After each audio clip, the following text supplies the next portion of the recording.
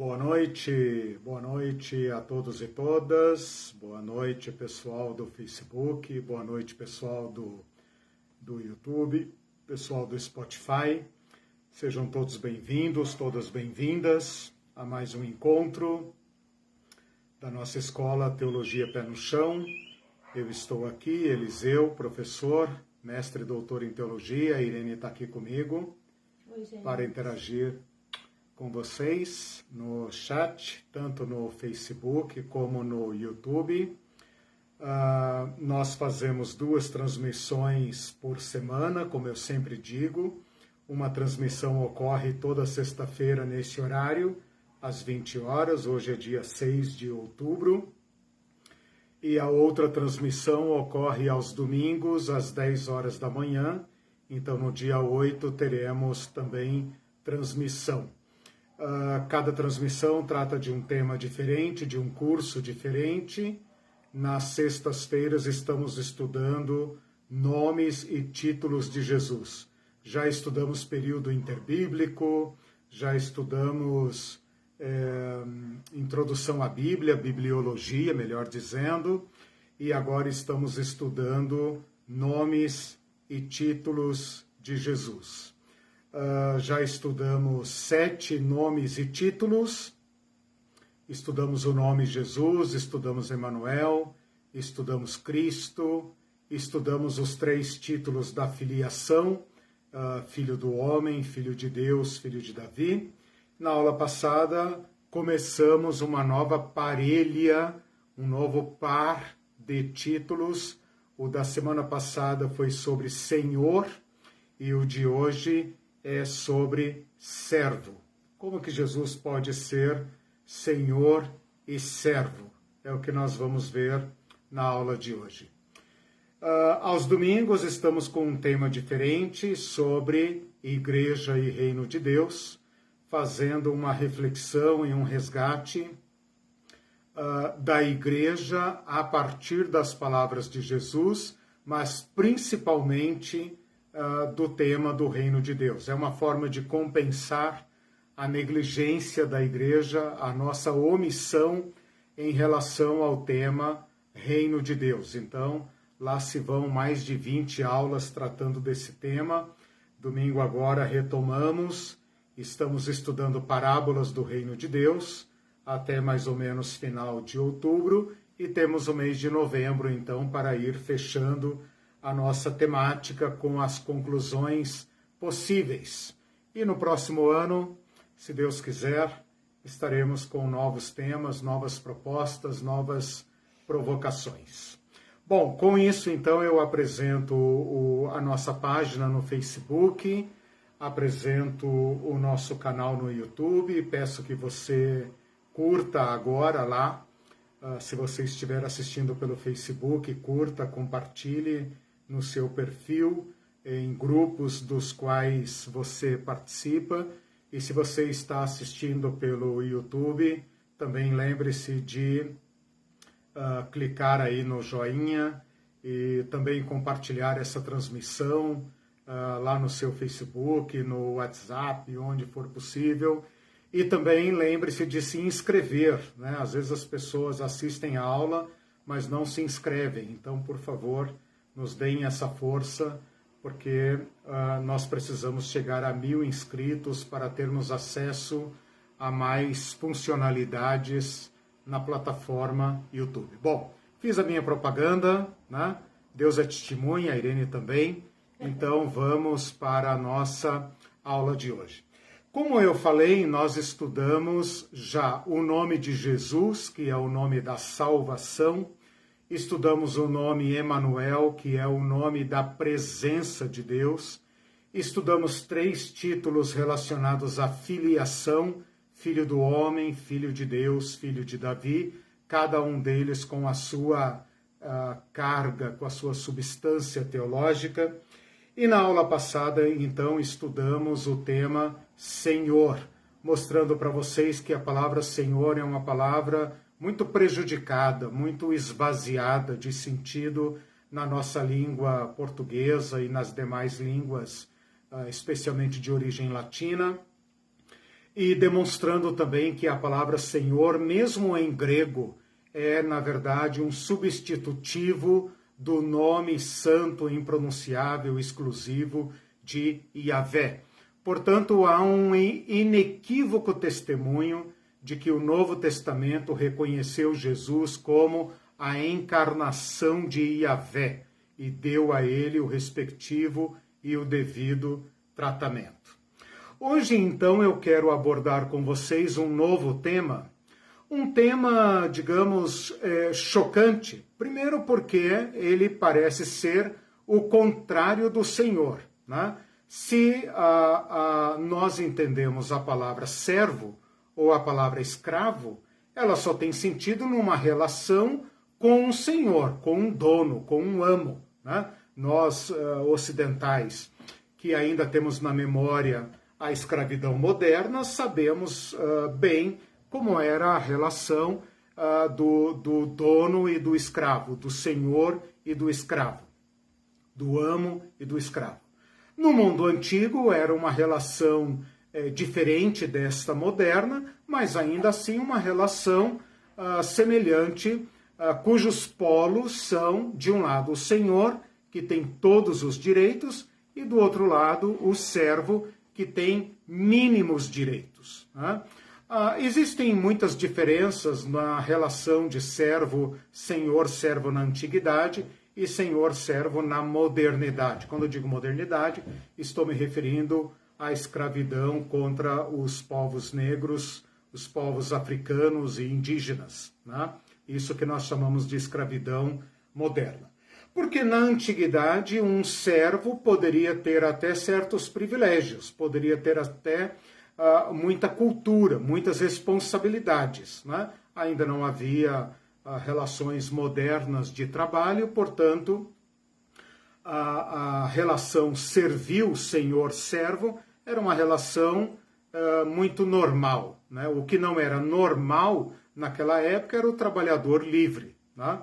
Então, nós devemos ter em mente esta relação. O que nós temos que pensar agora é como este título se aplica a Jesus.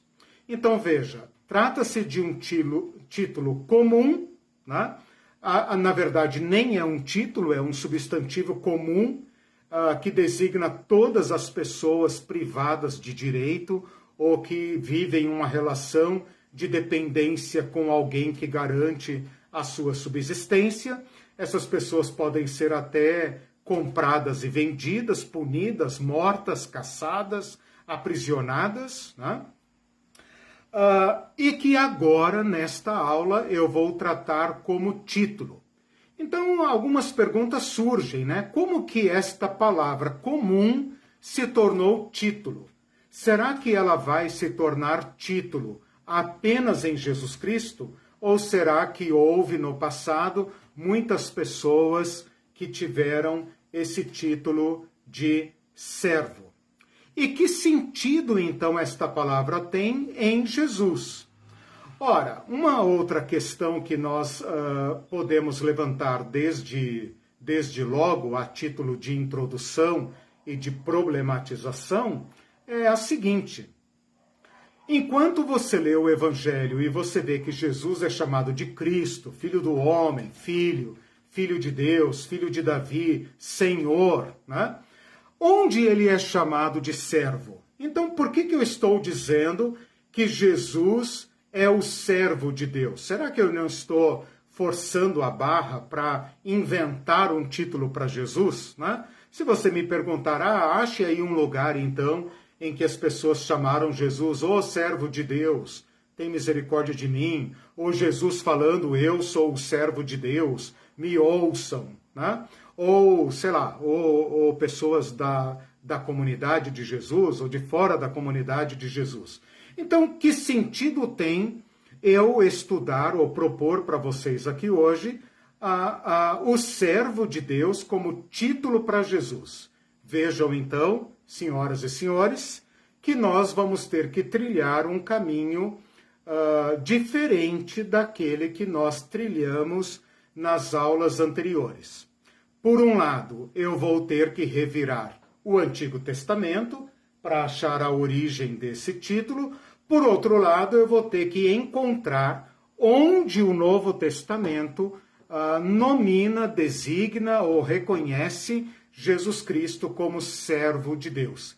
E o caminho é indireto. Então você raramente vai achar nos evangelhos ou em todo o Novo Testamento Jesus com o título de servo de Deus. E, no entanto, ele é o servo de Deus. O servo de Deus. Houve muitos servos de Deus. Pessoas que foram chamadas servas de Deus ou pessoas a quem Deus chamou meu servo. Mas Jesus é o, com artigo definido, o servo de Deus, servo com letra maiúscula. Aquele que encarna o servo de Deus de modo absoluto e incomparável. Deu para entender, então? Então eu vou começar a nossa trajetória. Primeira coisa que eu quero dizer é que, como eu falei, né, mas como ponto de partida, muitas pessoas do Antigo Testamento são chamadas servos de Deus, servas de Deus, né? Então, Abraão é chamado servo de Deus, Moisés é chamado servo de Deus muitas vezes, Deus fala de Moisés, meu servo, né? Caleb é chamado servo de Deus, Davi é chamado servo de Deus, profetas são chamados servos de Deus, e o próprio povo de Israel, num sentido coletivo, é chamado servo de Deus. Em Isaías, por exemplo, quando Deus fala para o povo de Israel, Israel, meu servo, ele está usando uma figura de linguagem, não está falando com o homem Israel, mas está falando com o povo de Israel e está chamando o povo de Israel como seu servo. No Novo Testamento, Paulo se chama servo de Deus ou servo de Jesus Cristo. Tiago se chama servo de Jesus Cristo. João, Judas se chamam servos de Jesus Cristo. Então vocês percebem que pessoas da comunidade religiosa, no Antigo Testamento, comunidade judaica, no Novo Testamento, comunidade dos discípulos, ou comunidade cristã, é mais ou menos aceitável e comum que pessoas sejam chamadas de servas de Deus, ou que o próprio Deus tenha se referido a estas pessoas como meu servo. Por exemplo, lembrem do diálogo de Deus com o diabo no livro de Jó, quando Deus fala para o diabo, observaste o meu servo Jó, né? Então, o próprio Deus está dizendo, eu sou o Senhor de Jó e, por outro lado, Jó é o meu servo. Agora, nós devemos nos perguntar se fora das Escrituras esta relação do homem, dos seres humanos, como servos de Deus, também se observa. E a resposta é sim, e num sentido muito interessante, porque os reis eram chamados servos de Deus. Então aqui você tem a gênese, a genealogia da palavra servo de Deus ou dos deuses como título. Então o rei, dentre os seus títulos honoríficos, nobres, majestáticos, usava também chamar-se de servo de Deus. E ao contrário do que possa parecer, neste caso, não é um título de humilhação, mas um título de honra, porque o rei foi escolhido por Deus ou pelos deuses para ser seu representante. Então, se ele, o rei, é servo de Deus, todas as pessoas servindo ao rei estão servindo a Deus. Então, percebam aqui comigo um detalhe importante.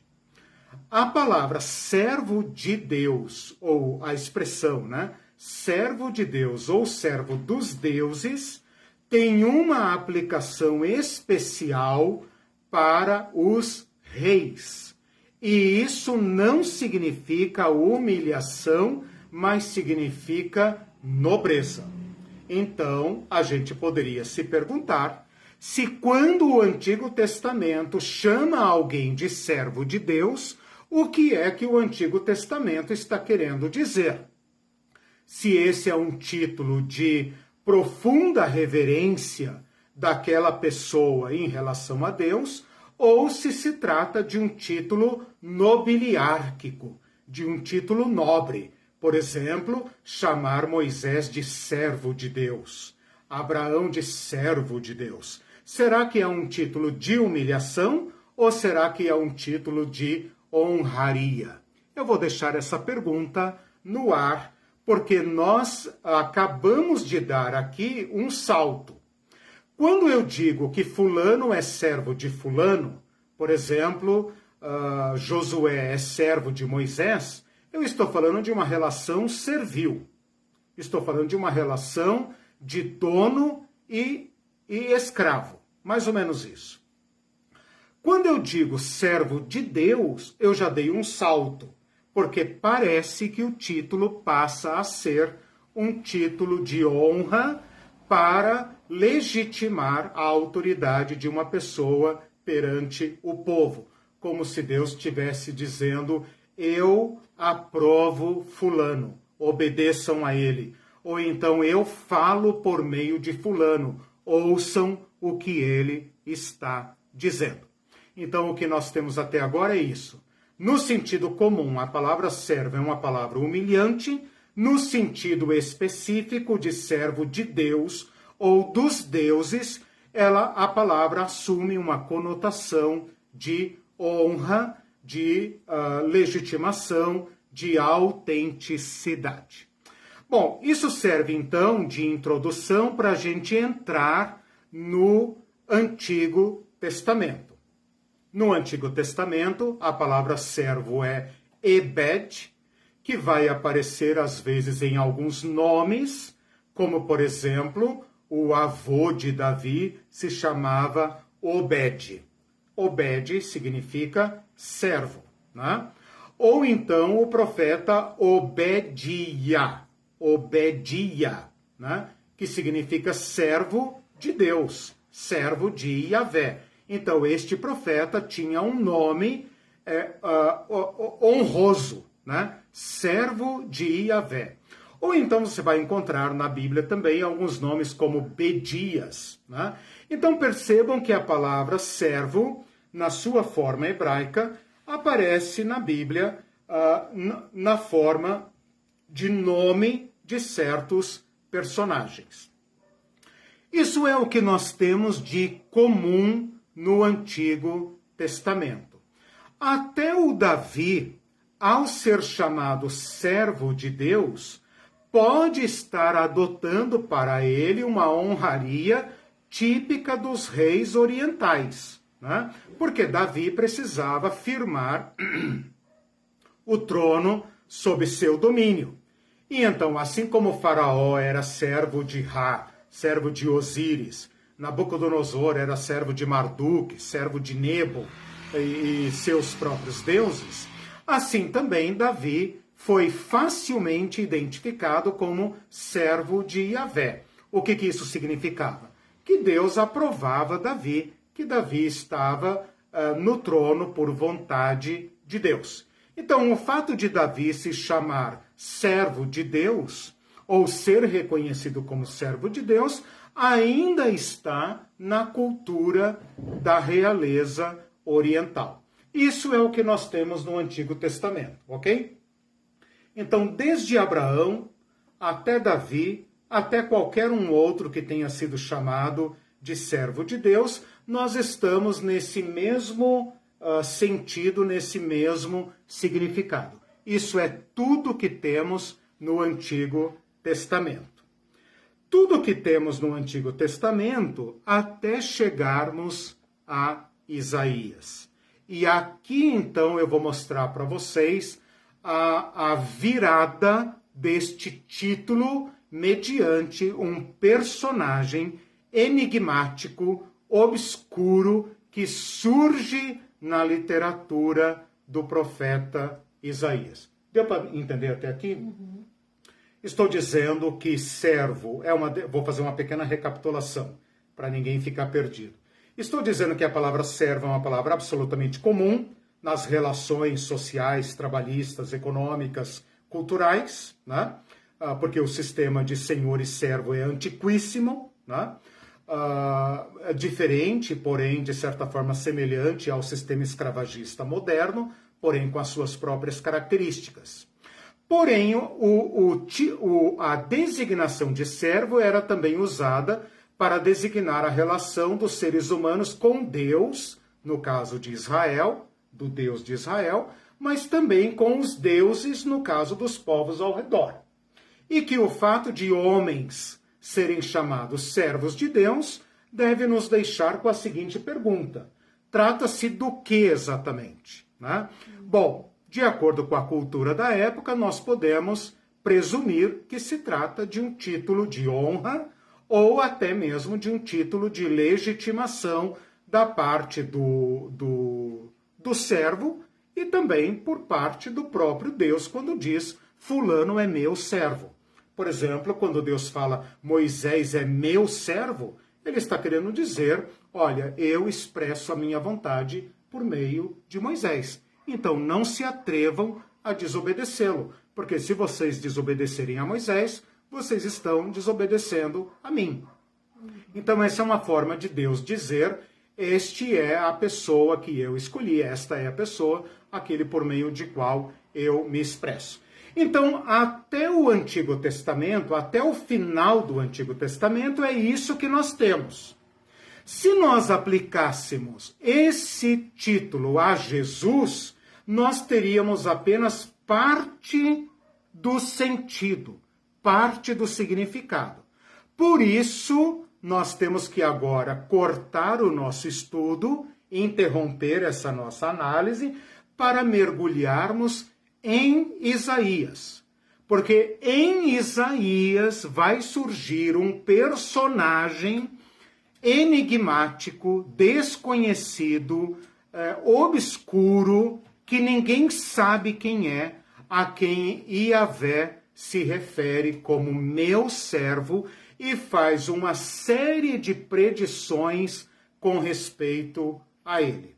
Então, este servo de Yahvé, quando nós falarmos servo de Yahvé, nós estamos nos referindo especificamente a este personagem apresentado por Isaías.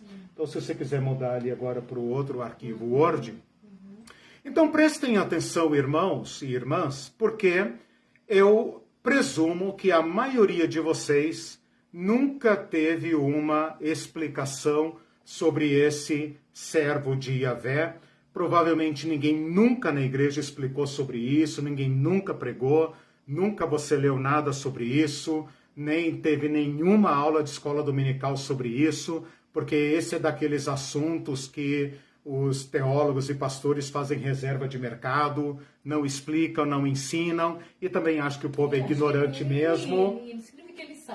Talvez nem saiba também, não deu bola para essa matéria na faculdade, e também acho que o povo não tem que saber e tal, e eu estou aqui para traficar conhecimento e liberar aquilo que as Escrituras nos dão. São então chamados, são 4 textos que estão situados na segunda parte de Isaías, a partir do capítulo 40. Eu não sei se vocês sabem, mas o livro de Isaías é rigorosamente dividido em 2. Alguns dizem até em 3. Para os meus objetivos aqui, basta dividir em 2. O livro de Isaías vai do capítulo... Bom, Isaías tem 66 capítulos, né? Vai do... 66 ou 64? Agora bateu uma dúvida aqui, mas 66, né? O livro de Isaías, então, vai até o capítulo 39, 66 capítulos. Do capítulo 1 ao capítulo 39, o livro tem um conteúdo, um sentido, uma historicidade. A partir do capítulo 40 é como se fosse outro livro dentro de Isaías. Estes textos do servo de Yahvé estão na segunda parte do livro, portanto, a partir do capítulo 40 até o capítulo 53. Então, do capítulo 40 ao capítulo 53, há 4 textos que predizem a vinda de um personagem chamado servo de Yahvé. Esses 4 textos são chamados Cânticos do Servo. Então, se alguém quiser pesquisar mais sobre isso, eu não tenho tempo aqui hoje de dar a aula sobre isso. O meu objetivo é falar de Jesus, não do servo de Yahvé, de Isaías. Mas se alguém quiser pesquisar mais sobre isso, fique à vontade para pesquisar Cânticos do Servo ou Cânticos do Servo de Yahvé no livro de 2º Isaías, ou chamado Deutero-Isaías. Por que Deutero? Porque segundo? Porque é a segunda parte de Isaías. Quais são esses textos? Eu vou citar aqui para vocês, a Irene vai colocar ali no chat, mas só para vocês terem esses textos. O primeiro texto está em Isaías 42, tá? Eu vou citar apenas o capítulo, porque os versículos são aí debatidos, né? Algumas pessoas pegam mais versículos, outros pegam menos, mas para os nossos objetivos aqui, basta vocês saberem que o primeiro cântico do servo de Yahvé está em Isaías 42. O segundo cântico de Yahvé, do servo de Yahvé, não de Yahvé, do servo de Yahvé, está em Isaías 49. Então, primeiro cântico, Isaías 42, segundo cântico, em Isaías 49. O terceiro cântico está em Isaías 50. Isaías 50. E o quarto cântico, que é o mais conhecido de todos, todo mundo já leu ou já ouviu esse texto, porque ele é um clássico, ele é importantíssimo para a nossa fé, é o texto que está em Isaías 53. Ou melhor dizendo, ele pega o finalzinho do capítulo 52, né, versículos 13 ao 15, e emenda com Isaías 53, mas a gente costuma dizer Isaías 53. Isaías 53 é onde fala do servo sofredor, ele não tinha aparência nem formosura, ele carregou as nossas, o castigo que nos traz a paz estava sobre ele, pelas suas pesaduras fomos sarados, ele foi morto entre transgressores, mas entre os ricos teve a sua sepultura, mas o Senhor se agradou, e pelo seu penoso trabalho, ele justificou a muitos, e ele verá o penoso trabalho da sua alma e ficará satisfeito, né? Ao Senhor agradou moê-lo, fazê-lo enfermar. Estou citando aqui de cor algumas partes, porque esse é o cântico mais conhecido. Preste atenção aqui, irmãos. Eu estou falando para vocês que a origem do título de servo de Deus para Jesus Cristo não está em nenhum outro lugar a não ser nestes textos de Isaías. Estes textos vão falar de um servo, meu servo. O meu servo fará isso. Às vezes é Deus falando para o servo, às vezes é o próprio servo falando, como por exemplo em Isaías 53, quando ele fala, Senhor, quem creu em nossa pregação? É o servo falando com o próprio Yahvé. Então, estes 4 textos apresentam um personagem enigmático.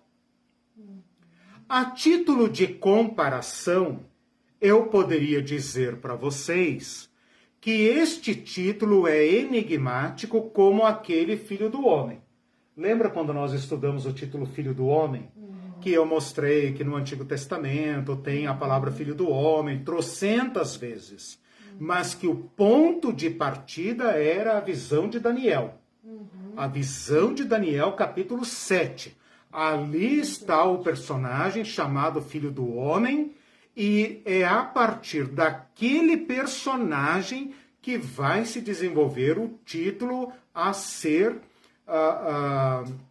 atribuído a Jesus Cristo, ou que Jesus Cristo atribui a si próprio. O título Cristo, o título Filho de Davi, o título Filho de Deus, eram títulos que estavam, digamos, em suspense, né? E que, claro, convergiam para o Messias, para o futuro Messias, né? Claro que os judeus não reconheceram Jesus como o Messias, mas, de certa forma, os judeus pensavam, o Messias é o Filho de Deus, que é o filho de Davi, que é o ungido, que é o filho do homem. Deve ser todos o mesmo personagem. O problema agora é este servo de Yahvé. Porque esse servo de Yahvé não tem nada de glorioso.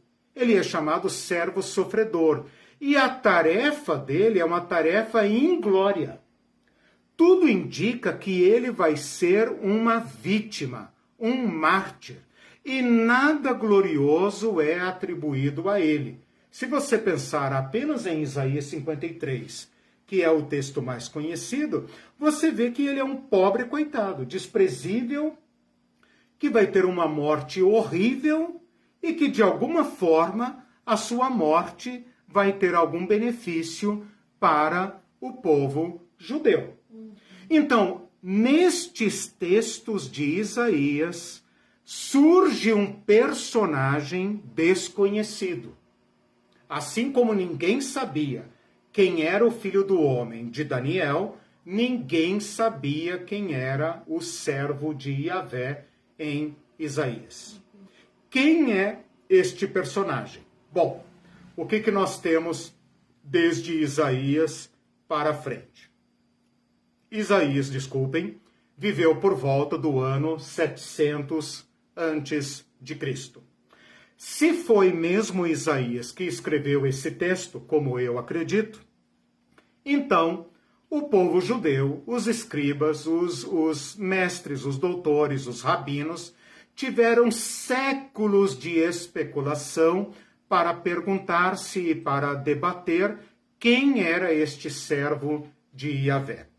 Se quem escreveu esse texto não foi Isaías, como muita gente acredita, dada a profunda diferença que há entre a primeira parte de Isaías e a segunda parte de Isaías, então, nesse caso, nós poderíamos puxar esse texto um pouco mais para frente, aí por volta do ano 500, 400 antes de Cristo. De qualquer forma, seja como for, os rabinos, os doutores, os escribas tiveram muito tempo para debater quem era este servo de Yahvé. Considerando o sofrimento do povo de Israel ao longo destes séculos, porque a partir de Isaías, o povo de Israel começa a sua decadência, que nunca se interrompe até os dias de Jesus, considerando o sofrimento do povo de Israel, qual era a tendência dos doutores da lei, dos escribas e dos rabinos ao interpretar esse texto? Quem era o servo de Yahvé? O próprio povo de Israel. Então havia uma dúvida nunca resolvida, até os dias de Jesus, se esse servo de Yahvé era o povo, ou uma parte do povo, ou um personagem. Se é um povo ou parte de um povo, então se trata do povo de Israel, que iria sofrer, ou então uma parte do povo de Israel que seria martirizada para a salvação do restante da nação.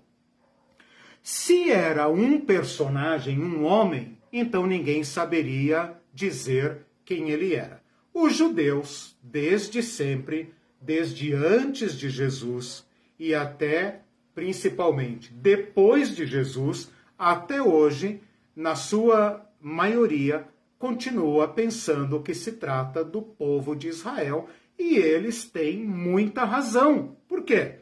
Porque é um povo que sofreu a enfermidade e o terror ao longo de toda a sua história. Então, é perfeitamente possível ler estes textos de Isaías pensando no povo de Israel. Uma outra coisa muito estranha nesse texto é a hipótese de uma pessoa, no caso de ser uma pessoa, dar sua vida como mártir em favor de um povo. Vocês sabem que o Antigo Testamento proíbe sacrifício humano e que não era permitido, era abominável a imolação, o sacrifício de pessoas, quer seja de homens, mulheres ou crianças ou bebês, aos deuses. Isto era terminantemente proibido. Enquanto nas outras nações era, de certa forma, comum, né? Não era uma prática muito extensa, é uma prática radical, extrema, mas existem muitos testemunhos históricos de sacrifício humano em todas as partes do mundo, inclusive na América pré-colombiana, né? As civilizações pré-colombianas praticavam sacrifício humano. No entanto, o Antigo Testamento proíbe terminantemente sacrifício humano. Enquanto apregoa sacrifício de animais, proíbe terminantemente sacrifício humano. E estes textos de Isaías, Cânticos do Servo, dão a entender que uma pessoa dará sua vida em favor da nação. E isso gera um problema teológico, um problema filosófico, ideológico, insolúvel para o povo de Israel. Portanto, no final das contas, o que nós temos é que este texto, até os dias de Jesus, estava no ar. The love is in the air. Né? O Cântico do Servo estava no ar. Ninguém conseguia interpretá-lo e também ninguém conseguia sintetizar este personagem com nenhum outro personagem. Até porque se era o povo, como que ia justificar que o povo iria dar vida ao povo? Então, aí é que está. Você tem uma interpretação, digamos, que tem certa razão, por outro lado, ela levanta muitos problemas. Então, por isso que eu estou dizendo, mesmo que eles tenham preferido interpretar como sendo o povo de Israel, o próprio povo, né?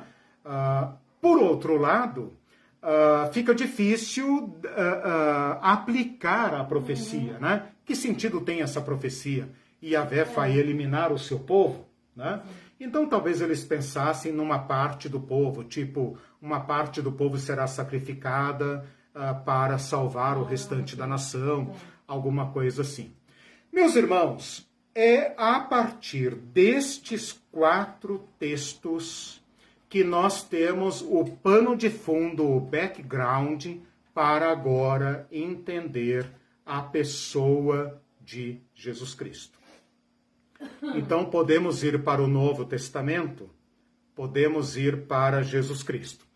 Vamos ver agora como que o Novo Testamento, então, percebe Jesus Cristo e interpreta Jesus Cristo nos Evangelhos. E depois como, após a morte e ressurreição de Jesus, na igreja primitiva, à luz da morte e ressurreição de Jesus, ou seja, após o fato consumado, a igreja vai interpretar Isaías e vai aplicar os cânticos a Jesus. Ok? Então vamos lá. 3 palavras são usadas no grego para se referir a Jesus como servo. Então veja, em hebraico a palavra é ebed. Ebed e Yavé. Ebed e Yavé. No Novo Testamento, serão usadas 3 palavras para reproduzir a ideia do servo. A primeira palavra é paidion, ou às vezes ela vai aparecer como país, né? Algumas palavras em português, por exemplo, pedofilia, paidos, pediatria, pedagogia. Essas palavras pedá, do grego, né? não do latim, que não tem nada a ver com pé, né? Mas vem dessa palavra grega paidios, ou país, que é criança em grego, e também traduzida como servo. Veja que em português nós temos uma palavra que também associa criança a servo, cria a servo, que é a palavra criado, que vem da ideia daquele filho do servo que é criado na sua casa e passa a ser seu criado, sua criatura. Foi criado aqui, portanto é um criado, criadagem. Ou seja, aquela prole servil que depende de um certo senhor. Então a palavra paidion, ou a palavra país, que não tem nada a ver com país, mas é palavra grega e significa servo, vai aparecer em Mateus, capítulo 12, citando Isaías, cântico de Isaías, a Jesus. Então, quando Jesus, Mateus capítulo 12, quando Jesus curou muitas pessoas, está escrito assim, Mateus capítulo 12, versículo 17. Para se cumprir o que fora dito por intermédio do profeta Isaías, eis aqui o meu servo, que escolhi, o meu amado, em quem a minha alma se compraz. Farei repousar sobre ele o meu espírito, e ele anunciará juízo aos gentios. Então, esta palavra país é a palavra grega usada aqui para traduzir a palavra Ebed do cântico de Yavé em Isaías. Ora, quem foi que aplicou esse texto de Isaías a Jesus?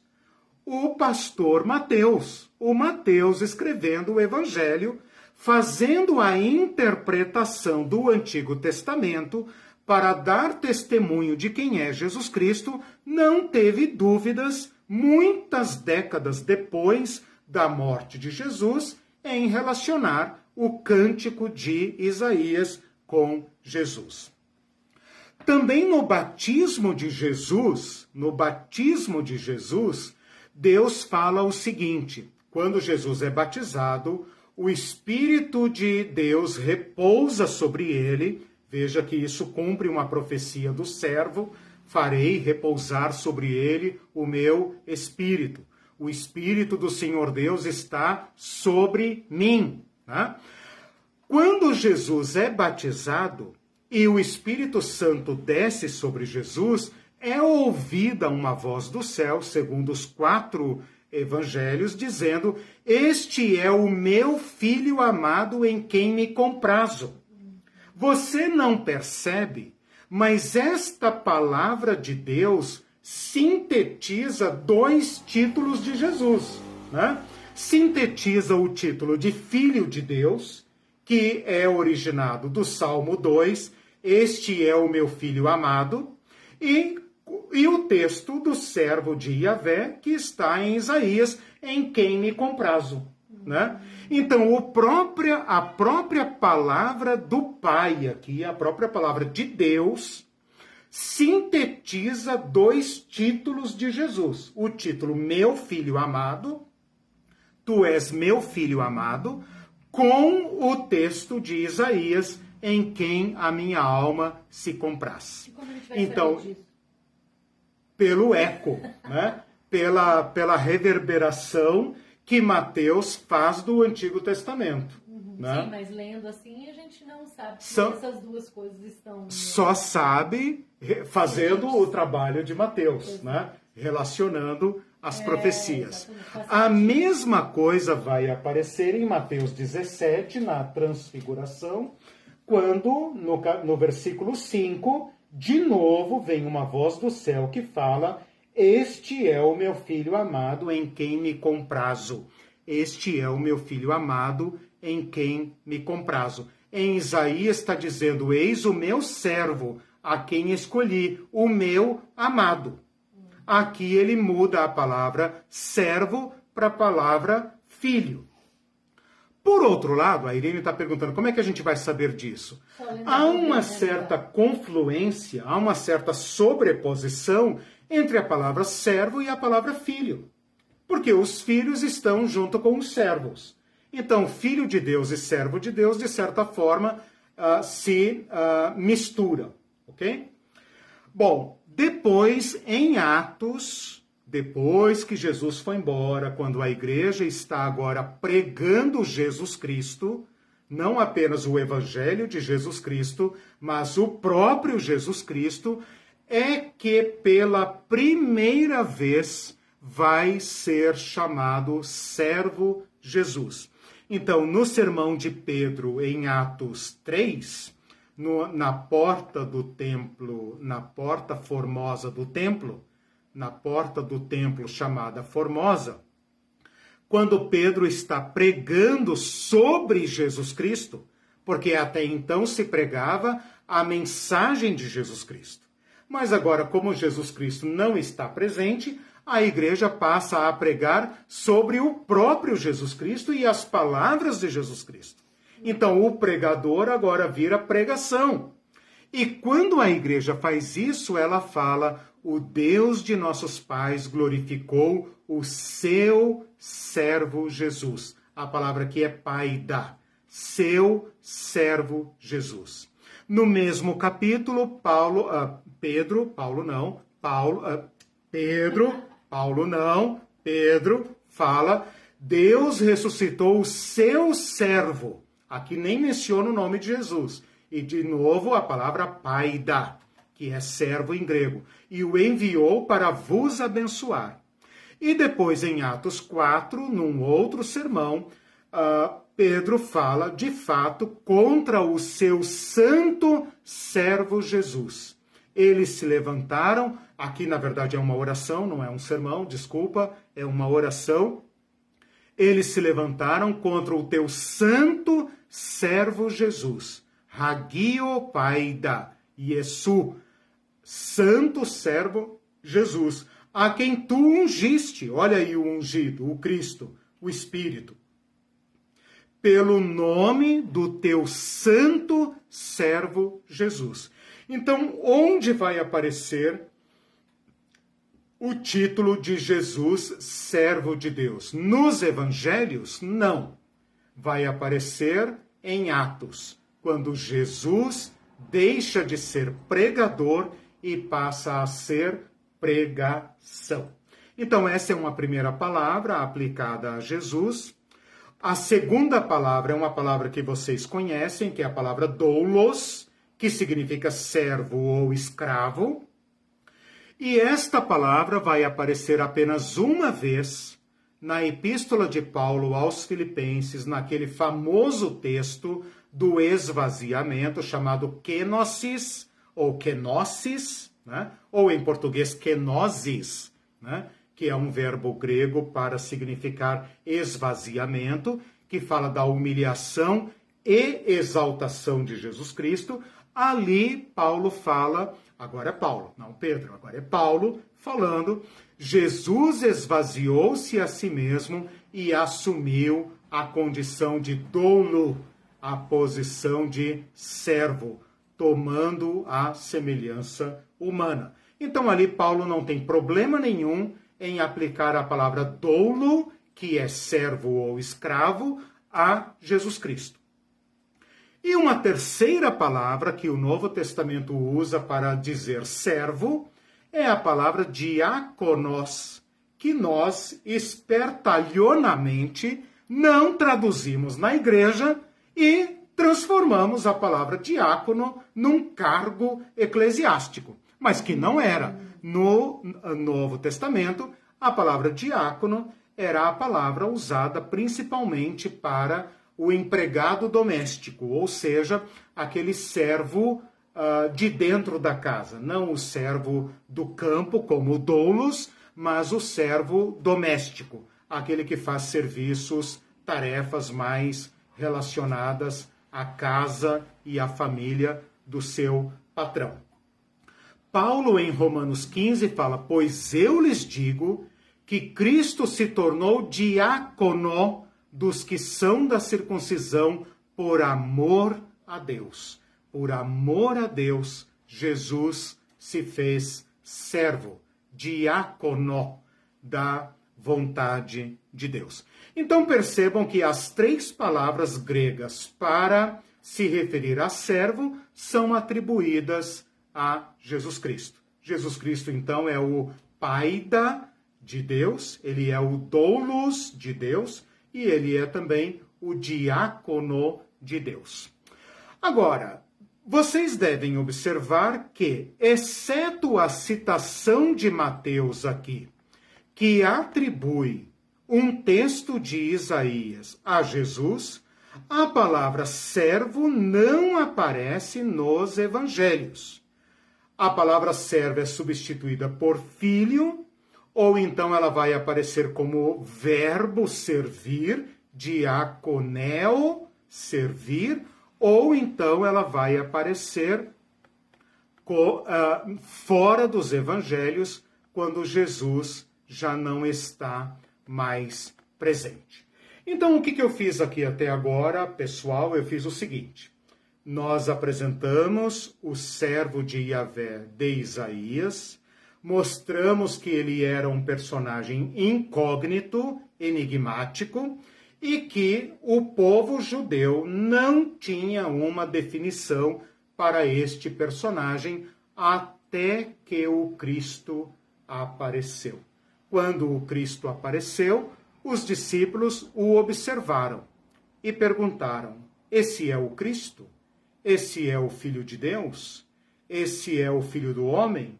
Quem é ele? Né? E muitos o seguiam com dúvidas e com perplexidade, com muita curiosidade. Mas em nenhum momento ele é chamado pela multidão de servo de Deus. Isso só vai acontecer depois que Jesus consumou o seu serviço. Então, como agora nós podemos defender o fato que Jesus é o servo de Deus? Essa é a pergunta agora para a gente prosseguir. Que diferença tem entre Jesus e os servos de Deus do Antigo Testamento? Que diferença tem entre Jesus e os nobres e reis da antiguidade, se Jesus também sendo chamado servo de Deus, nada mais é do que o título que Nabucodonosor, Ciro, Faraó, César, Antíoco, qualquer um, Moisés, Davi, qualquer um poderia ter tido na antiguidade. O que há nesse servo de Yahvé, de Isaías, que vai caracterizar Jesus, como eu falei no início dessa aula, como sendo o servo de Deus, não um servo de Deus, o servo de Deus, o paradigma, o novo paradigma, o Senhor servo, aquele que é o Senhor e servo.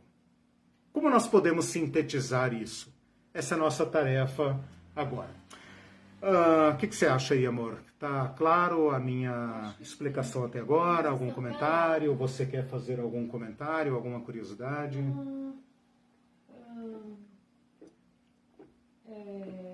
Você acha que daí... Bom, não, sobre depois... Isaías ali, sobre o servo, alguma coisa? Não, depois eu faço. Estou pensando. Tá. Então eu vou fazer uma recapitulação agora para a gente ir caminhando para o último terço da aula, que é o nosso arremate. Eu comecei dizendo que a palavra servo não é título, é um substantivo comum que designa uma relação econômica, social, cultural, de todo o mundo antigo, para não falar da escravidão moderna, que foi um tipo específico de escravidão, né?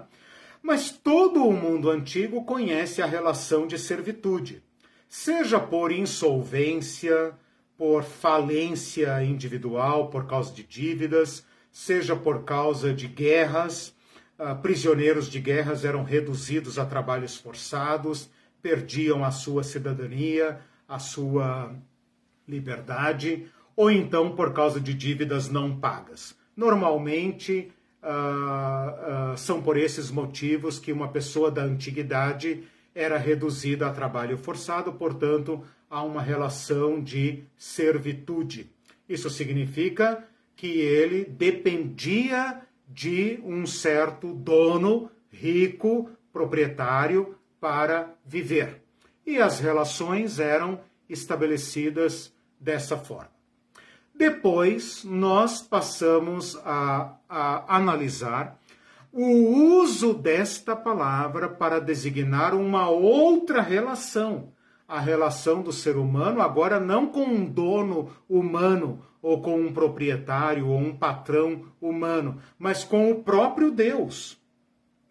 Então, os homens da antiguidade, especialmente os nobres, aqueles que queriam ser representantes de Deus e falar em nome de Deus, reivindicavam esse título para si, não como humilhação, pelo contrário, como um título nobre. Porque junto com servo de Deus, ele era filho de Deus. Um tipo de filho adotivo. Porque era muito comum que na antiguidade os homens ricos adotassem filhos. E poderia até adotar servos como filhos. Né? Por exemplo, Moisés é um filho adotivo. Né? Ninguém ignorava o fato que ele era de um povo estranho, que ele não era egípcio. Mas ele chamou atenção, foi treinado e alcançou o status de ser filho. Então tem uma certa confluência, uma certa sobreposição entre ser servo e filho. Né? Então esta relação comum da antiguidade entre homens ricos e homens falidos, pobres, prisioneiros, passou a designar a relação entre os seres humanos e Deus num sentido honorífico, num sentido reverencial, né? Porque esses homens queriam representar para os demais que eles tinham a legitimidade, a bênção de Deus e que, portanto, os seus atos eram aprovados por Deus. Quando os crentes gostam de falar que Davi era um homem aprovado por Deus, eles incorrem nessa politicagem, né? Porque, na verdade, a Bíblia nunca diz que Davi era um homem segundo o coração de Deus. Né? Isso é uma interpretação ideológica. Né? Essa frase não consta no Antigo Testamento, ela está apenas, se não me engano, em Paulo. Eu não sei se é, acho que é Paulo ou Barnabé, acho que é Paulo ou Barnabé, não. Paulo ou Estevão, mas acho que é Paulo que está falando isso.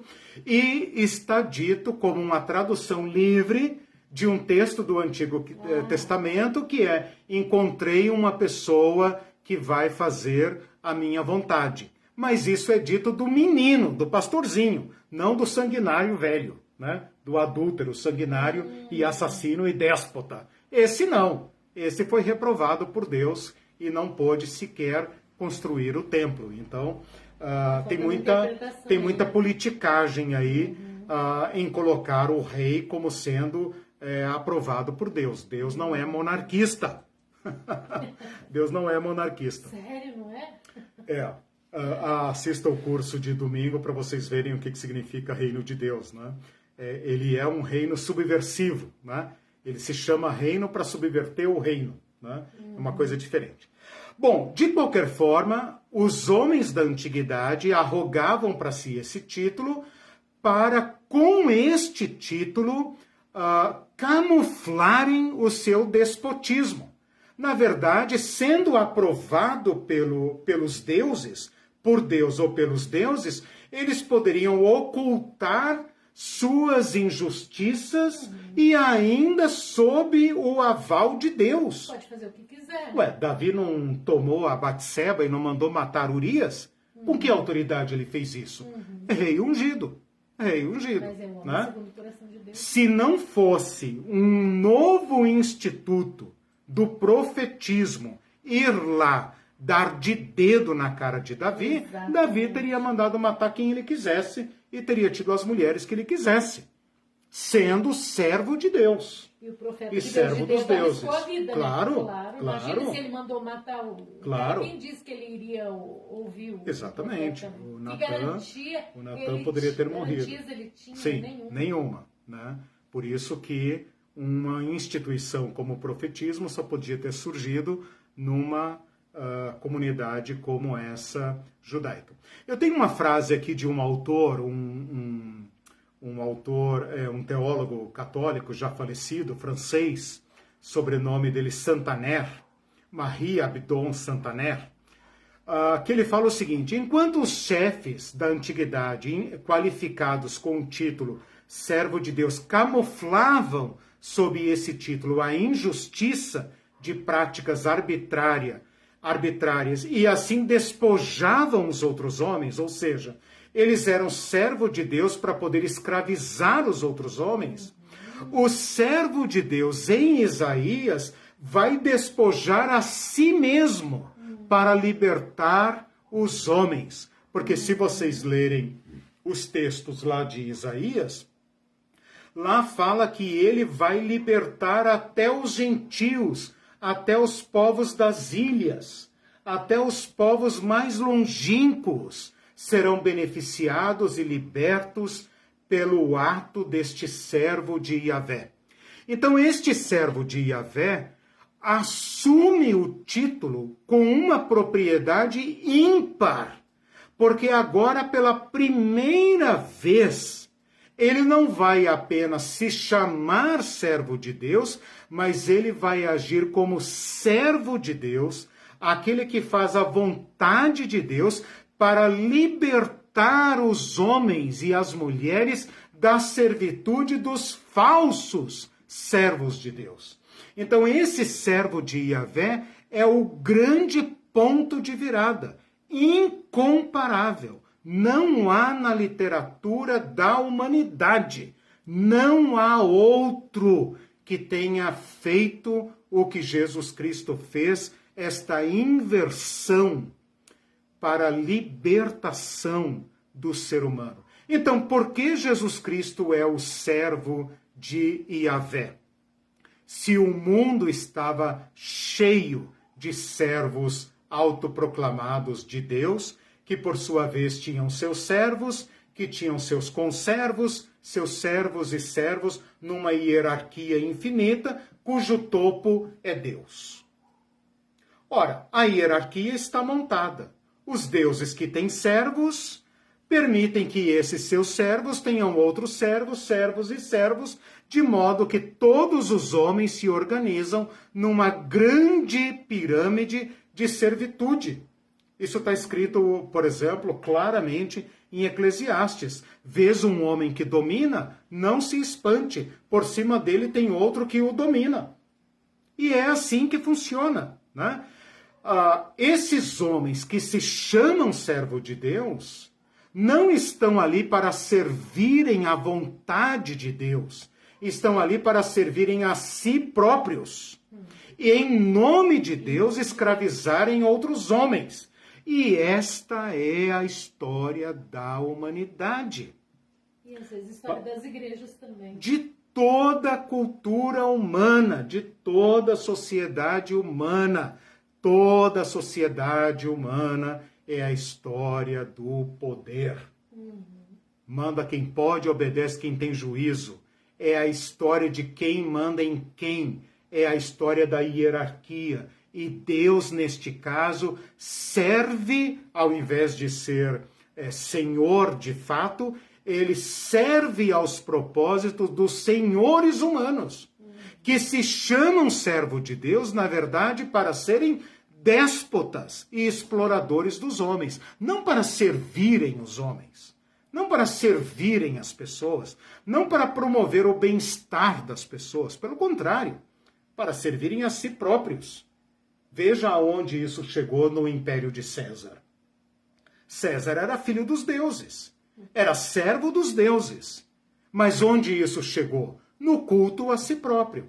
Nabucodonosor era filho dos deuses. Nabucodonosor era servo dos deuses. Mas onde isso chega? No culto a si próprio. Né?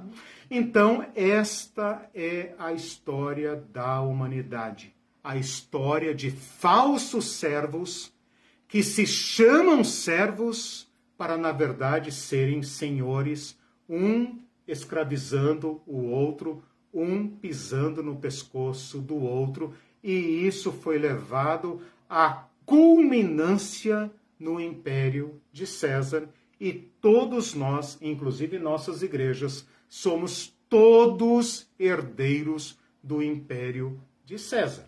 Eu já cheguei a ouvir assim, o grande servo de Deus. O grande servo de Deus, exatamente. Se assim, a pastores. Exatamente, bem lembrado. Que já estão no cargo há bem muitos lembrado, anos, bem né? lembrado. Então não é, realmente, é o mesmo caso daí. Bem lembrado, o grande servo de Deus. É como os reis, né? Sim, tipo, os títulos sim. importantes. Então, é um contrassenso. Se né? chamam servos de Deus para serem importantes. Para serem importantes e para oprimir. Então, eles estão se conectando a esse despotismo antigo e não ao servo de Deus, ao servo de Yahvé em Isaías. É Cristo, Né? Então, leiam depois os cânticos do servo para vocês entenderem o ponto de virada que Jesus representa. O Senhor, ele é a imagem do Deus Todo-Poderoso. O Senhor veio para servir. Não vim para ser servido. Vim para servir. E dar a vida. Né? E dar a vida. Então, aqui, continuando a leitura do Santaner, que está aí. Este servo de Yahvé chega ao ponto de perder sua fisionomia de homem. Isaías 53. Nenhuma beleza víamos, ele foi desfigurado, ele foi destruído. Ele chega ao ponto de perder seu rosto humano. No termo de sua missão, ao encerrar sua missão, pela contradição que suporta e pela morte a que sucumbe, ele nem tem mais um rosto humano. E o Santaner ainda faz esse comentário. Se Jesus Cristo tivesse atribuído a si o título de servo, coisa que ele não fez, ele nunca disse que era o servo de Deus. Então, percebam aqui uma característica desse título. Jesus nunca o atribui a si. Se ele tivesse atribuído a si o título de servo, coisa que ele não fez, mas ao mesmo tempo tivesse levado uma vida de déspota, de faraó, a palavra servo teria em sua boca o mesmo sentido que tinha no Antigo Testamento. Tendo Jesus Cristo vivido uma vida com destino bem caracterizado, de servo, é a partir deste destino que nós precisamos recuperar o sentido da palavra servo no Evangelho. É a partir da interpretação que Jesus deu ao servo de Yahvé de Isaías, que nós temos que entendê-lo e entender a nós mesmos, senão a nossa relação com Jesus e relação com o próximo não tem sentido algum. Então, o que eu estou dizendo aqui é o seguinte, que Jesus Cristo, sem reivindicar para si o título, assume o papel e a função do servo de Yahvé com seus atos, com sua vida, com seu corpo, com sua carne. E assume isso de modo tão radical, ao ponto de se tornar desumano, inumano, ao ponto de se tornar um trapo humano. que poderia ter tido seu corpo jogado aos abutres, se não tivesse sido objeto da misericórdia de José de Arimateia, e como disse Isaías, em 53, e Nicodemos, teve a sua sepultura entre os ricos, mas foi um ato de misericórdia, porque ele esvaziou-se até o fim, segundo o cântico do servo em Paulo, em Filipenses capítulo 2.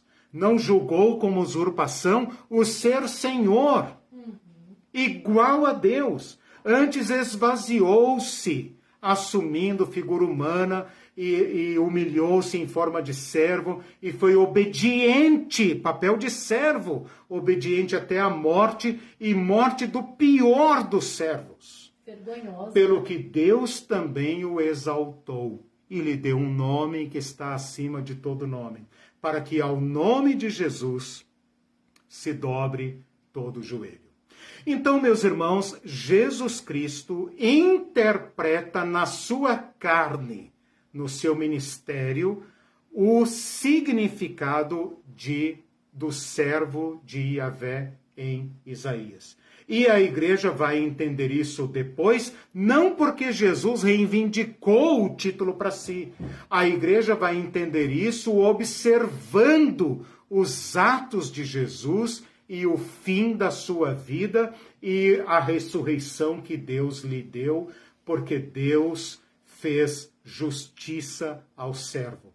O servo assumiu a vontade de Deus com tanta certeza, que assumiu o risco de não ser, de deixar de existir como homem, para que a humanidade fosse recuperada da sua escravidão, da sua servitude. Então vejam, é na pessoa de Jesus e nos atos de Jesus que a igreja vai fazer a interpretação e que então em Atos vai chamar Jesus de o seu santo servo Jesus.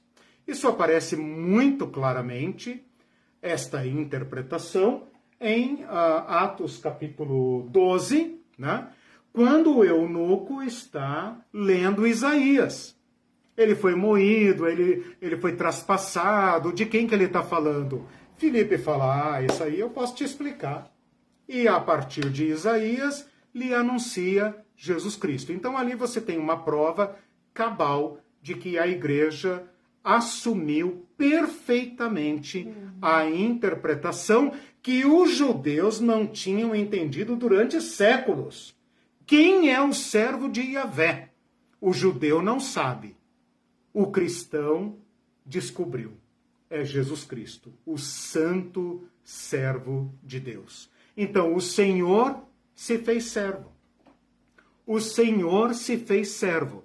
E eu queria agora apenas mostrar para vocês como que Jesus Cristo se revela como servo sem se chamar de servo, tá? Como é que Jesus, ali, serviço e missão, como é que Jesus se revela como servo sem se chamar servo? Isso está em Mateus capítulo 20, versículo 28, e seus textos paralelos, Marcos 10, versículo 45. Vou contar para vocês rapidamente o que está acontecendo nesse texto. Jesus está subindo para Jerusalém pela última vez, ele vai entrar em Jerusalém, glorificado como rei. Desculpem, nós estudamos essa entrada triunfal de Jesus em Jerusalém em aulas passadas. Mas antes disso, quando ele está na véspera de entrar em Jerusalém, os seus discípulos chegam para ele e pedem os primeiros lugares. Tiago e João pedem os primeiros lugares no reino a ser instaurado. Eles acham que o reino de Jesus é um reino igual ao de César ou um reino igual a de qualquer outro déspota, servo dos deuses ou servo de Deus. Mas Jesus diz para eles, não. No meu reino não será assim. Quem quiser ser o primeiro, faça-se o último. Quem quiser ser grande, faça-se o menor. Tal como o Filho do Homem. Ora, nós já estudamos o título Filho do Homem. E o título Filho do Homem, se você se lembrar, acho que é a aula 3, aula 4, se você se lembrar, o título Filho do Homem é um título glorioso. Onde que nós vimos o Filho do Homem em Daniel? Nas nuvens do céu. Onde que o Filho do Homem virá no futuro? Nas nuvens do céu, para sentar-se no trono de Deus. Então, quando se fala em Filho do Homem, o que o judeu pensa? Ele pensa em raios e trovoadas, ele pensa na escatologia, ele pensa nos anjos, ele pensa no grande escatom. Você não percebe, como a Irene falou, como é que a gente vai saber isso? Vocês não percebem. Mas esse versículo, Filho do Homem não veio para ser servido, é uma bomba. Porque, de novo, Jesus está sintetizando dois títulos. Ele está dizendo, o Filho do Homem, do trono, sabe aquele brilhante do trono de Deus, não veio para ser servido. Veio para servir. E este texto, para servir, é do servo de Yahvé, de Isaías 53. Veio para servir e dar sua vida. Isso é textualmente copiado de Isaías. Dar sua vida em resgate por muitos. Está escrito exatamente isso em Isaías 53, acho que versículo 11. Então a gente não percebe. Mas tem aqui uma bomba. Tem aqui um choque. É a mesma coisa que falar o Deus Todo-Poderoso não veio para ser adorado, mas veio para pedir esmola na calçada. É uma coisa assim chocante, chocante, absolutamente chocante. Jesus está dizendo, o Filho do Homem não veio para ser servido. Ora, todos os servos dos deuses quiseram ser servidos. E adoração e ser servido. Claro, é para isso que eles se denominavam servo de Deus. E Jesus está dizendo, sabe o Filho do Homem? O Filho do Homem que vocês acreditam e que vocês esperam? Nas nuvens do céu, com os anjos e fogo e trombetas e tudo mais, não veio para ser servido, mas para servir. Então aqui está muito claro que Jesus usa o texto do servo não como título, mas no formato de ação. Ele poderia ter dito, o servo de Deus não veio para ser servido, óbvio. Mas veio para servir, faz sentido. Mas ele poderia ter dito, o Filho do Homem não veio para ser servido, mas veio como servo de Yahvé. Ele não diz isso. Ele fala, veio para servir. E é um serviço tão radical.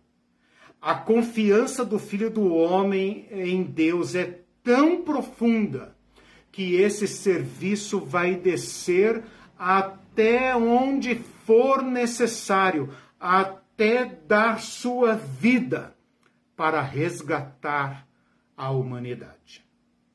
Então é neste ato, no ato da cruz, quando Jesus oferece-se ao Pai como um serviço, faz do seu corpo, da sua vida, um serviço a Deus, é que ele então será reconhecido pela igreja e pelos cristãos como um servo de Deus. Então guardem isso. Esse é um título verbo. Esse não é um título Jesus, servo de Deus. Esse é um título verbo. É um título Jesus, o que serve a Deus na vida da humanidade. Isso é o que o Novo Testamento nos oferece, né? Que Jesus Cristo não reivindica para si o título, que os discípulos, como bons judeus, também não conseguem interpretar Jesus como servo de Yahvé, mas depois que Jesus morre e é ressuscitado, a igreja fazendo a análise da vida e da obra de Jesus, chega à conclusão, e isso está muito bem confirmado, que Jesus é, sim, o servo de Yahvé. Se ele tivesse dado a si mesmo, se chamado, ele estaria, de alguma forma, autenticando, né? Sendo confundido com aquele sistema que já existia. Né? Teria o então, assumido tipo assim, e aprovado. Eu sou aprovando que ele, eu estou aqui em cima e eu sou o melhor de todos. Eu estaria autenticando aquela realidade. Eu sirvo a Deus e vocês me servem. Ele poderia ter dito, eu vim para ser servido. Se ele tivesse vindo, se ao invés de dizer não vim para ser servido, se ele tivesse dito, eu vim para ser servido, todo mundo entenderia perfeitamente. E as pessoas nem o que se esperava de um servo de Deus. Nem iriam reclamar. Não, perfeito. Mas eu vejo o choque está em dizer, não vim para ser servido. Ora, se você que é servo de Deus não veio para ser servido, e nós então? Mas parece que Jesus é meio perito em pegar os termos, os títulos que já existem, a realidade que já existe e transformar aquilo, detonar com aquilo e dar um sentido totalmente diferente e geralmente oposto, né? Nesse caso, que já existe. Nesse caso, a Irene está falando que Jesus faz muito isso, né? Nesse caso, eu quero que vocês levem isso ao exagero. Porque acho que de todos os títulos que nós estudamos, nenhum foi tão drasticamente alterado como este. Né? É claro que Jesus é o ungido, é o Filho de Deus, etc. Né? Nós já estudamos. E também é o Senhor. Tudo bem, nós estudamos isso e tem um significado magnífico. Mas este título é chocante. Esse é o título que Jesus nunca poderia ter assumido. E ele não dá uma pisada, né? Tipo assim, em nenhum dos casos ele não dá nem uma pisada. Tipo assim, eu sou mesmo, né? E tal. Porque daí ele estaria ainda autenticando o sistema. Ele nunca faz isso. Nunca. Exatamente. Não permite, exatamente. Os outros títulos, ele às vezes evita, proíbe, pede sigilo, até que ele o corrija. Esse daqui é um caso que vocês percebem que nem os discípulos chamam Jesus de Senhor. Todas as palavras que eu mencionei aqui, em que Jesus é tratado como Senhor, são posteriores, são pós-pascais, como se diz. São posteriores à Páscoa e ressurreição de Jesus, que deixa claro que a igreja também não entendia quem era o servo de Yahvé.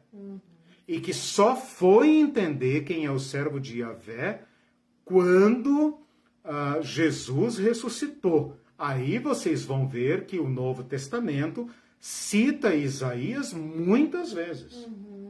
Né? Inclusive eu lembrei agora naquele texto que você escreveu do Nicodemos. Então você escreveu um texto do Nicodemos, né? Você coloca eles recitando Isaías e tal. Sim. Para mostrar que a igreja só chegou a essa compreensão após a ressurreição. Antes da ressurreição, não tinham essa compreensão. Não tinham essa compreensão. Somente depois da ressurreição é que eles tiveram esta compreensão. Bom, um último passo que eu queria apresentar aqui agora, problema de vocês, né, se ficaram aqui até agora, né, não deveriam ter ficado. Se ficaram, agora aguentem, né? É a implicação, as implicações disso para nós como povo de Deus. E para falar sobre essas implicações, eu queria voltar ali no modelo da igreja, eu queria voltar com vocês um pouco ao Isaías. Esquece um pouco Jesus e vamos voltar lá a Isaías, quando eu falei para vocês que os judeus não entendiam se o servo de Yahvé era um povo ou se era um homem. Há textos que parecem indicar que se trata de um povo coletivo e há textos que parecem indicar que se trata de um homem. E estas duas interpretações são possíveis, são contraditórias, mas elas não foram contestadas nem objetadas. Jesus Cristo assumiu a parte que cabe ao homem, ao personagem, ao indivíduo. Mas ele deixou um resíduo a ser cumprido por seu povo. Portanto, o servo de Iavé está presente no seu povo, na coletividade. Portanto, a igreja de Jesus Cristo é a igreja que assume o serviço, não como esse que a Irene mencionou aqui, do grande servo de Deus, que reivindica o título de servo de Deus para oprimir os demais servos de Deus, mas reivindicar o seguimento de Jesus Cristo no sentido que Jesus Cristo lhe deu. E para argumentar e defender esta posição, que a igreja é o povo do servo, é o povo diaconal, ninguém mandou traduzir, ou ninguém mandou não traduzir a palavra diácono. A palavra diácono não existe. O que existe são servos e serviço e servitude. Podem eliminar a palavra diácono. A palavra diácono é grega, significa nada. Significa nada, pode jogar fora com todo o seu sentido eclesial. Eu não tenho muita paciência para isso. E resgatem o sentido do serviço, do fazer da vida um serviço. Para argumentar a este respeito, eu invoco o texto de João 13, que nós conhecemos como o texto do lava-pés. E espertalhonamente, é a segunda vez que eu crio essa palavra hoje, né? Espertalhonamente, transformamos numa liturgia, num ritual muito bonita, não tenho nada contra a liturgia, mas ela não se esgota aí, né? É muito fácil fazer uma liturgia bonita, emocionante, com músicas, piano, de lavar o pé dos irmãos, etc, etc. Mas isso não cumpre o ministério de Jesus Cristo, servo de Iavé. Então, Jesus Cristo lava os pés dos discípulos, vocês sabem que Pedro recusa. Pedro fala, não, Senhor, de forma nenhuma. Ora, se você lavar o meu pé, onde é que eu vou? Se você, que é o Senhor, está se abaixando, ora, se você se abaixar, eu vou ter que me abaixar mais ainda. Então, pelo amor de Deus, não se abaixe. Fique aí na sua posição elevada, para a gente também ter um lugarzinho, né, Jesus? E Jesus fala com Pedro, se eu não te servir, se você não for objeto do meu serviço, você não tem nada a ver comigo. E Jesus, então, muito espantosamente, assume o papel do mais baixo escravo, porque vocês sabem que quem lavava os pés, na antiguidade, era o escravo do escravo do escravo. O mais baixo da casa é o que fazia esse serviço vil de lavar os pés. Jesus lava os pés. Esse é um ato parábola, porque ele fala, daqui a pouco eu explico, daqui a pouco eu explico. Só me deem os pés, daqui a pouco eu explico. E quando ele se levanta e veste novamente a capa, enxuga as mãos, põe a toalha de lado, ele diz exatamente isso. Vocês me chamam de Senhor, preste atenção, vocês me chamam de Kyrios e Mestre. Se eu, sendo Senhor e Mestre, lavei os pés de vocês, vocês também devem lavar os pés uns dos outros. Porque eu lhes dei o exemplo, para que como eu fiz, vocês façam também. Na verdade, vos digo, lhes digo, né, fazendo aqui a conversão, eu lhes digo que o servo não é maior do que seu senhor, nem o enviado é maior do aquele que o enviou. Se vocês sabem estas coisas, então as coloquem em prática. E no final desse texto, depois que Judas sai, porque Judas não aceita o encargo diaconal, né? Fica furioso com Jesus por causa dessa sua bola fora, sistema, né? Adepto do sistema, né? Seguiu Jesus enquanto ele se posava de mestre e senhor. Quando ele rebaixa, ele fala, não, para mim deu. Porque ia tomar o reino. Né?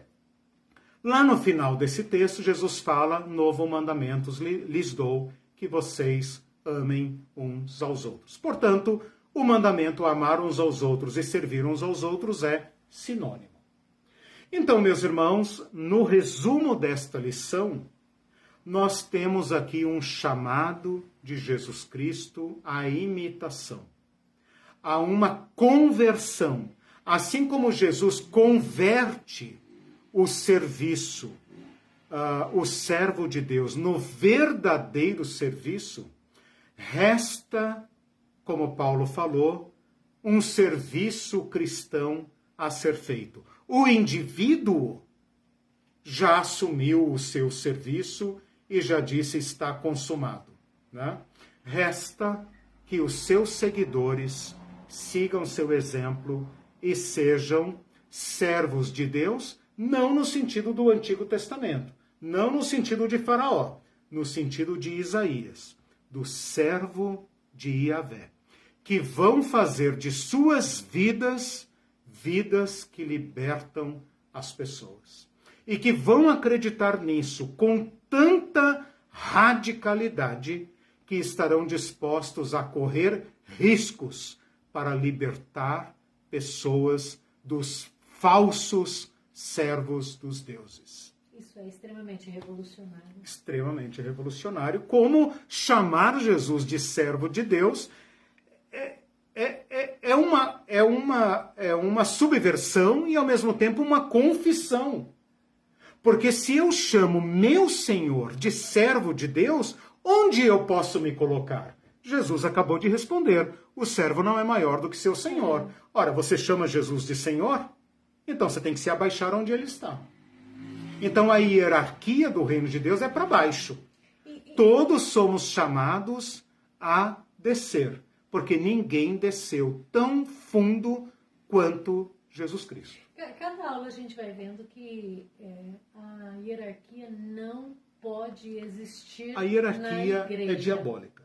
Onde ela se manifestar, ela é diabólica, opressora, destruidora, e ela trai o chamamento de Deus. E Jesus Cristo não deixa dúvida.